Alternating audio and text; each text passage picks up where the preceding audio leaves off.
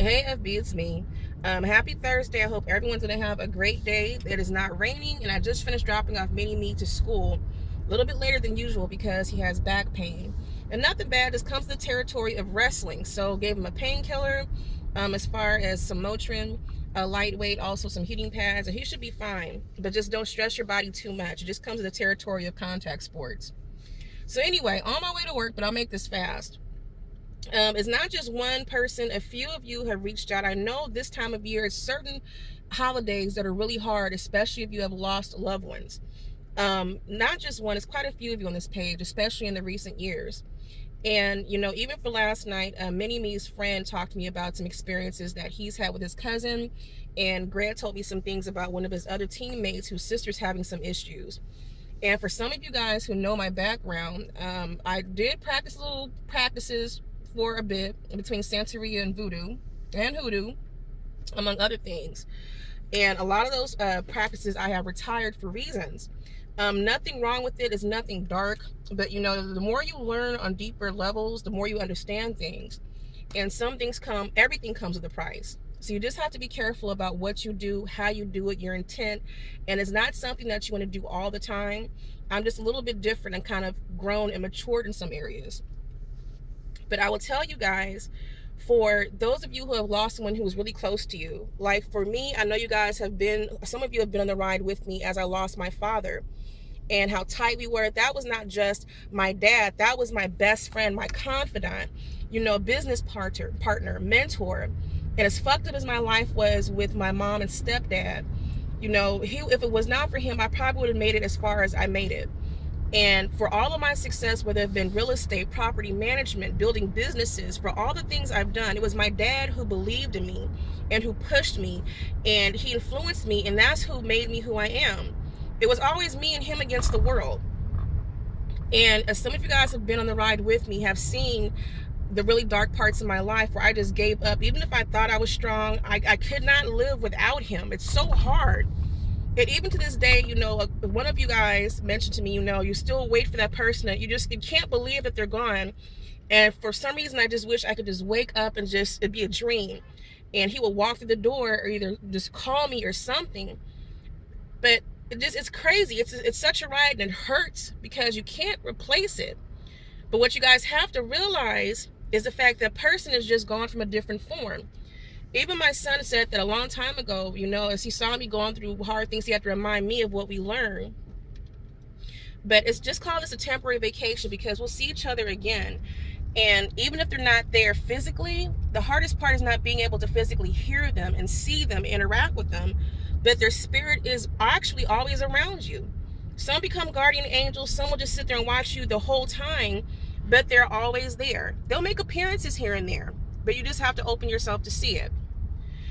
So the purpose of me making this quick video is as a few people have reached out to me based off of my experiences and some things I do know.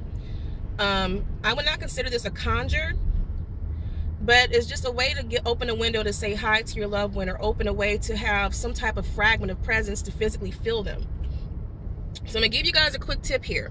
This has nothing to do with practicing any type of dark arts. It's just a common practice. Take it back to old times and think about the elements. So for those of you guys who lost your loved ones, especially your parents, this is a hard time of year, but the main thing is to try to stay strong, be happy.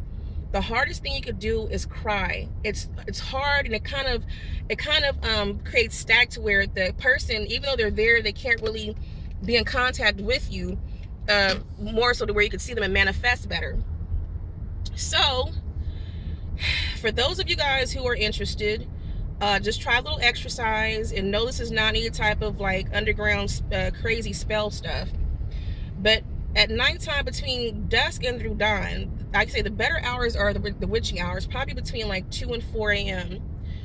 But grab a linen piece of white cloth and clear a space to where you can put that cloth down. Grab a tall white candle, and for the loved one that you miss and want to see, take maybe a nail and draw in or write in a person's name in the wax of the candle. And while you're doing this, I advise you guys, play some good music that reminds you of that person. Something happy. Think of all, you want to set your spirit right. So think about all the happy times. Think about good memories. Smile, but think about all what they meant to you. And for some of you, to help get you in the mood, some of you guys might want to burn some incense. For me, I use wisteria because it attracts great energy.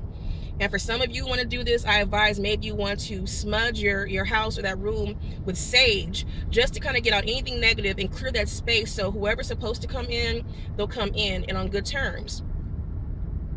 And so as you do this, I would advise that you guys take an object, whether it be a picture or something of that person that reminds you of them. And for that part, for a portion of the time, I say that you guys probably want to be quiet. And as you light the candle, turn the lights off. And before you even do that, I would say get a clear glass bowl, like a Pyrex dish, a bowl, and put some water in there, just regular clear water. I prefer distilled, but if not that, just use some water. Don't put anything else in it, nothing. But put that bowl in front of the candle on top of that white linen or that white cloth, with the picture either in front of the candle or in front of the bowl of water. Sit down. I want you to clear all your mind and your thoughts of anything else. All the hurt, you have to focus and put yourself into a trance or a state of mind to where your focus is just mainly on that person and remembering how wonderful they were. And think of the happy times. You cannot cry during this exercise because it's going to be hard for that person to come through. And so it'll freak some people out, but the more you do it, the more you become in tune. And the more you smile, it kind of opens your heart and opens up the doors on that other side more. And whether you'll start, sometimes either that person will come visit you in your dreams, even that same night, or sometimes you'll hear all of a sudden out of nowhere, you'll probably hear them, you think you're going crazy, you'll hear them calling your name, or you'll probably smell a scent of what their cologne or perfume smelled like, or these different thoughts or some things beyond your control just start coming to you, but that person is trying to reach out to you. Don't be afraid of it. They're not there to harm you because that's your loved one, but you must keep your mind open.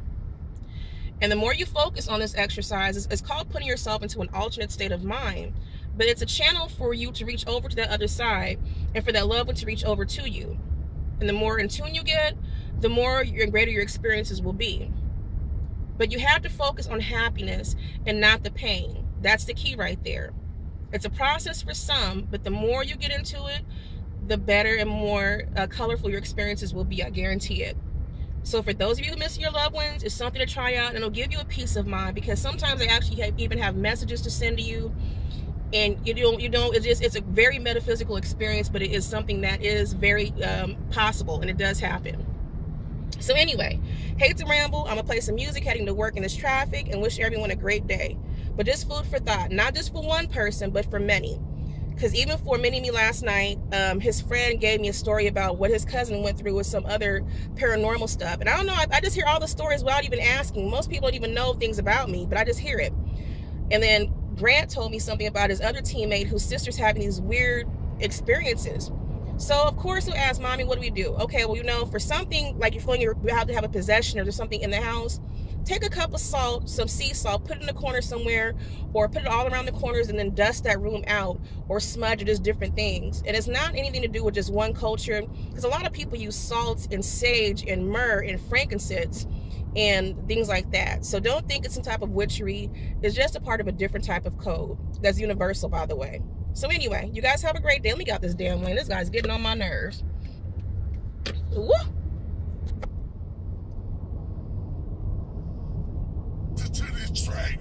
Girl, the way you moving got me in a trance. DJ, take me